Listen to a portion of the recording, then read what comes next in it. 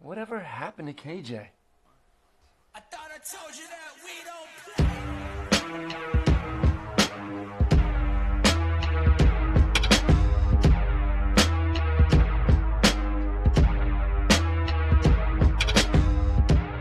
Clearly have been invaded. Yes, we have. What have we been invaded with? With a cat. A cat, not just any cat, but your cat. Yes. Okay. Kitty. Yeah, Nick, can you just explain just a little bit why this cat's name is Kitty? We just decided not to really give him a name. I mean, it was Black Panther, it was Socks, and then I just said, you know what? I don't want a name. Like, it's going to be Kitty. And you say we, as if I had any choice in this matter. No, it was just up to It you. was just up to you, 'cause okay. The cat's really But look at the mine. camera. I mean, First- I feed it, I take care of it. First of all, this is a tradition in your family. You come from a family of non-naming pets. Yeah, gray, tan, the color of their Well, fur. what was the name of your dog? Lady was one. Yeah. Oh, Pup. Pup. The dog's name was Pup. Yes. Yes. Which I remember when we first started dating, I had a hard time really understanding that the tan cat's name was Tan, Mm-hmm. the gray cat's name was Gray. and the dog's name was Pup. It's kind of amazing that your brothers weren't named like boy, girl number 2, Yeah. girl number 3. But we do have our current resident do. rabbit catcher / owl terrorist / what's some of the other things that this cat has done? He has caught a snake. That's true. He has caught an opossum, Yes. baby rabbits, Yes. and have brought them to me. There's just been piles of animals Oh, left. I thought it was a hose. I saw the cat running with a hose rolled up, but actually, he dropped it into the porch, and it was a snake that just We found crawled feathers. away. We found feathers at times scattered around the house. We've had many dying rabbits gasping for their last breath at the front door. He got our lizard. He didn't just get our lizard. Hold on. This cat was able to do what? Explain what the cat did to the Knocked beard. It was a bearded over- dragon. It wasn't a lizard. Knocked over A very expensive the glass bearded cage dragon. the first time. Tried to get him. The bearded dragon was hiding in the Yes. cage. Yes. Then he managed to do it again, got the lid off of the cage, Yes. took him out into the living room, started playing with him. Yes. And pretty much that was it. Basically played with it too much, and it passed away. And this is by far the only cat that I've ever seen that can open doors. Literally can open yeah, doors with he his can. paws. He can jump up, and we have like a lever door, and can knock it with his hand and open He doors. does. I think if he had opposable thumbs, he'd walk out, steal the car.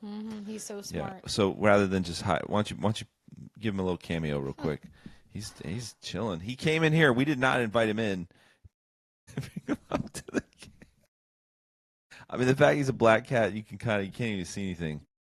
I think it's interesting too. Like you can kind of pick him up, dangle him. He's kind of okay with it. Hello. He's kind of. I mean, he's a pretty chill cat. He's chilling. He's the chill guy He cat. doesn't mind. He's a part of it. But we're not here to talk about this cat. But I did find it interesting that he would jump in at the last second. We had what I would call you're not even focused. I have lost you to the cat. No, you I've haven't. completely lost you. I have lost I you. am looking. No, you. I've lost you to this cat right now. We had a reset weekend. That's what I would call it. Would you agree? Yes. We had a reset weekend. I want to talk to anybody out there that's been married or just contemplating getting married or maybe even married for a long time. The power of a reset weekend. And we unintentionally had a reset weekend. Mm-hmm. Right, so let's talk a little bit about what we did this weekend. So we went Talking to to the mic a little Tampa, bit. There you go. and we visited our son, Yes. who is at a program right now in Tampa. Joan and I both went, Yes. and we just kind of spent time together, Yes. and then went and visited him. Yes. 2 days in a row, Saturday actually. and Sunday. Yeah, 2 days in a row. So it was a good time. So, the original idea is that we were going to go up as a family and get to visit Right. him 2 days in a row, Saturday and Sunday. Our church actually takes this. It's a 1 week out of the year where the church takes off. I should say it doesn't take off. I mean, we just don't have in-person services. And, some people have problems with that. Some people say, why would the church take off? But I can just tell you how much it meant to us to be able to have a reset weekend as a pastor. As a pastor, it was huge for me. It was huge for my family. It was just, I don't know. I know it was great for my volunteers. I lead volunteers at the church. But it allowed us to go up there and see him 2 days in a row, which is the first time we've seen him in just about 3 weeks, which was kind of surreal, wasn't it? What was the most surreal thing about it when you saw him? Well, we both didn't really recognize him. We did at not first. recognize him at first. Because his head, they had shaved his hair. They shaved his head. So we were, Jonah was just like kind of looking at him like, huh? And we're like, hey, Jacob. It was kind of surreal. But it was incredible, too, because we got to spend a good solid 2 hours. He's now in his last phase, really. He'll be there for probably half a year, but it's his last phase.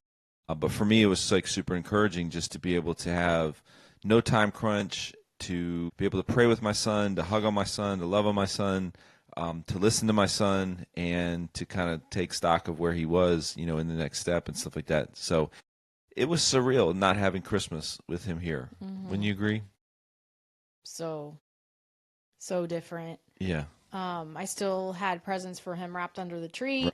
Had a stocking just so he was kind of, he was a part of the family that day, even though he wasn't there. I still wanted his presence there and wanted him to still be a part, even though he wasn't there. But yeah, it was different.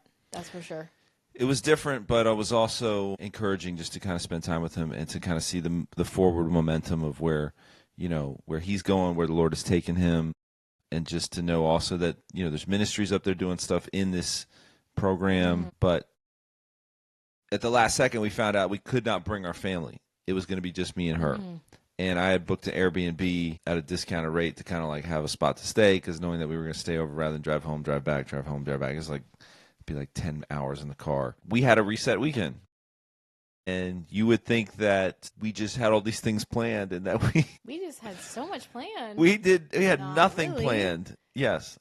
But we still had a great time because we were just able to kind of relax and spend time with each other. Yeah. And we didn't have to go places. No. We could just we brought our own food. We cooked. Each other. And by cooked, I mean I cooked. And I cooked. You cooked a little bit. And I cooked. You mean I did. Most of the time my wife does the cooking, so we kind of we flipped it. Did. I do enjoy cooking, but in the house you kind of have to pick roles and stuff like that. But I like the fact that we just watched a movie. Like, it was something so ridiculously simple that we don't do anymore. No interruptions. No interruptions.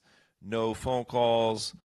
Oh, it sounds so simple. It was so peaceful. It's so incredibly peaceful and quiet, and also, I don't know. To me, it took me back to when we first dating, or I should say when we first married, just when there was nothing, nothing going on. Actually, this picture right here takes me back, because that's...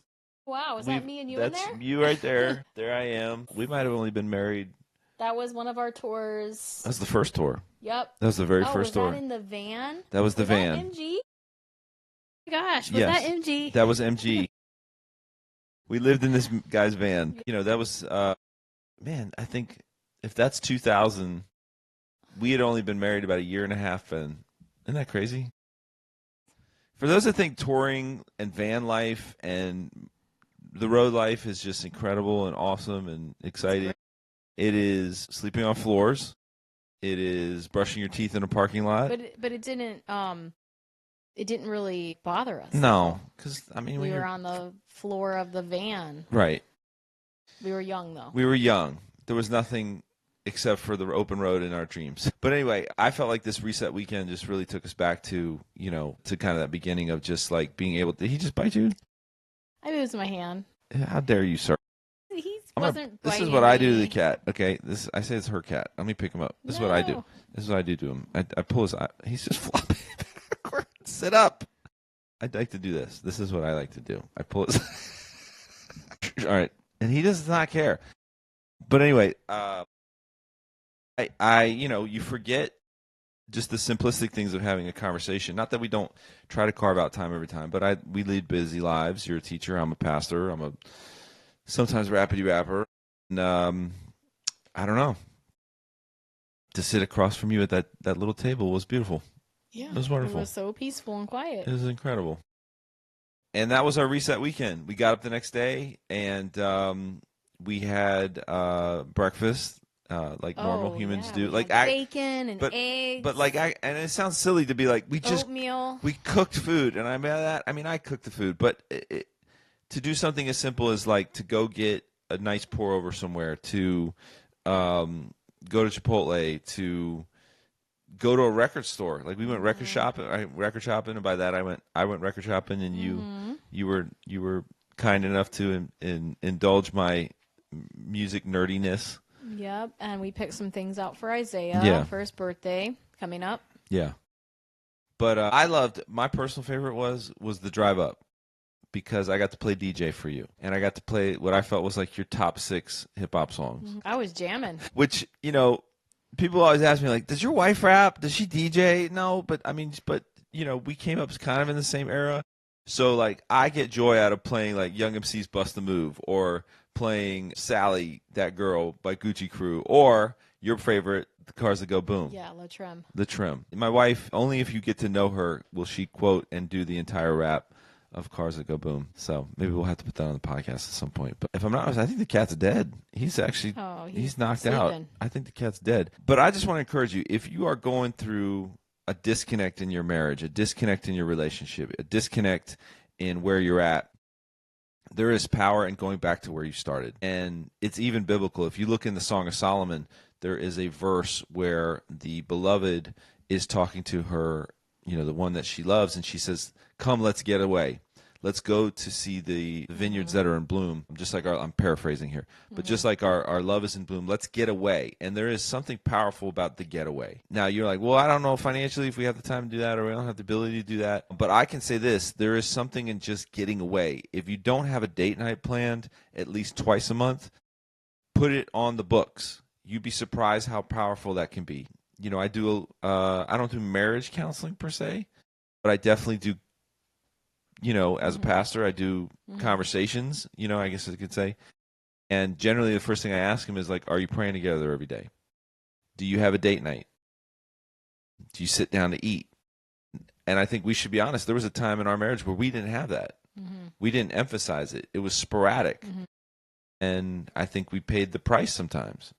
You know what I mean? So. But I'm talking, as usual. I'm doing all the talking. Your perspective as the wife, you know, what does that date night do for you? What does that prayer time do for you? What does the getaway do for you?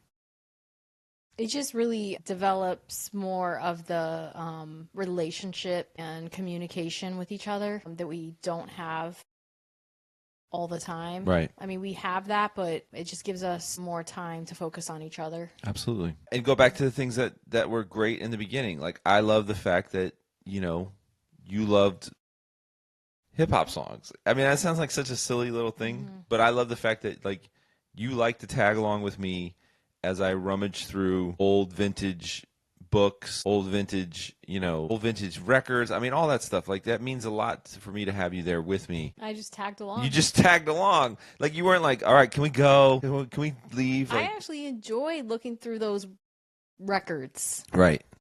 I liked it. And suggesting ones. Yeah. You're like, what about this? Get this one. Yeah. I was like, that one's on Spotify. We're not buying that. I'm also cheap. So I like to collect things. I like collecting sneakers. I like collecting vintage stuff, but I don't like to spend money. So it's like, I like to get something that I call it a come up, you know, like people, I love to hear somebody go, yo, man, where'd you get those Jordans? I'm like, yo, $60, blah, blah, blah. No way. You know, like, to me, that's like the biggest win.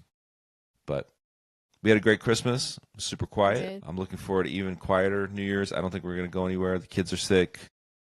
You're not been feeling well. Yeah. Feeling great. I've gotten better, though. The cat apparently is. So, I am better. Circling the bowl. But it was like a couple weeks. Yeah. It's been a challenging couple weeks. A cough, but now it's pretty much going away. So I just want to encourage you, if you are hitting a bump in your marriage, if you're hitting a bump in your relationship, if you're hitting a bump in whatever, the power of a reset, you have to be intentional about it. You know what I mean? And I think a lot of times, too, in marriage, it's easy to go, what about my needs? What about my needs? And I can certainly say that I've been that selfish person and probably still am that selfish person. But there is something powerful about a reset where you then go, okay, I'm going to now focus on the other person. incredibly enough, you can get your own needs met by actually making the other person's needs a priority. Do you think it has to be a long, long time? Like, could it just be like 10 to 15 minutes? Absolutely. 20 Absolutely. minutes? Little Or resets. even an hour? Little resets every day. Yeah. Like, it doesn't have to be like, oh, let's go away for a couple days. No, absolutely not. You can't do that. But if it's just like, couch time. Couch time. We learned that. We did learn that from our pastors, David and Dina. So the power of couch time. A few years ago. So anyway, I know you're not feeling well. I'm not feeling too great in the sense of just I'm ready to go to bed, and I think we need to put our kids to bed. So thank you guys for just tuning in just for a minute to jump on this. I'll tell you what, we're going to do this. We're going to take a second. We're going to pray for marriages right now. We're going to pray for relationships. And wherever you're at, if you're going through something, we want to pray for you. So, Father God, in the name of Jesus, we take a second just to lift up marriages to you. Marriages that have hit bumps, marriages that are struggling right now, marriages that are disconnected, divorced, or on the verge of divorce. Lord, you can do anything, and we know that. We know that you're a powerful God. And so what we're praying for and believing for is that you can start to spark resets in multiple marriages just around the country in Jesus' name. Amen. All right, you guys, again, for those that don't know, I have a brand new project. It's called Things Are Going Great. Just dropped a couple weeks ago. I am getting CDs this week, so if you want to get a signed CD, head over to KJ52.com, check it out, and support. Also, I'm super excited to say that we've launched our Juvenile Detention Center outreach and our group home for boys outreach. We did something last Saturday. I'll be going in with 13-3 Ministries on Wednesday, which is like New Year's Day. And I love the phrase, which is you can curse the darkness or light a candle. And rather than being frustrated at our situation, I believe that we can light a candle for other boys that are going through stuff, and girls too. So we'll keep you updated with that. And anyway, that's it. Love you guys. God bless. Pull the cat up so he can say goodbye too. All right. There he is. Say goodbye. Yes. He's absolutely thrilled. All right, y'all. God bless. Want me to leave, but I can't. I still believe in the plan. God, you got me up. God, you got me up. Firm foundation, I'll stand. Stuck in a holding pattern. Trying to just know what happened. Trying to get over the chasm. Feeling like I'm so bad, I want to stop this. But I know it don't make sense. So I go and just stay stressed. My soul will embrace this. I hold till your face gets more close and run away. Yeah, I know that your grace gets more shown. So I sit with patience, but I hold. Don't know what to do, so I go. Don't know what to do, so I hold. Gotta know you in control. This I know, this I know. Where did we go so wrong? Where did we get so lost? Had to write to this song, telling you to hold on. 1 minute they home, next minute they grown, next minute they gone, and we all left alone. Keeps running by while I just fall behind. Now the clock ticks out of time, and I watch this fall apart as I cry. All we had now was our time. All we had now was our lives.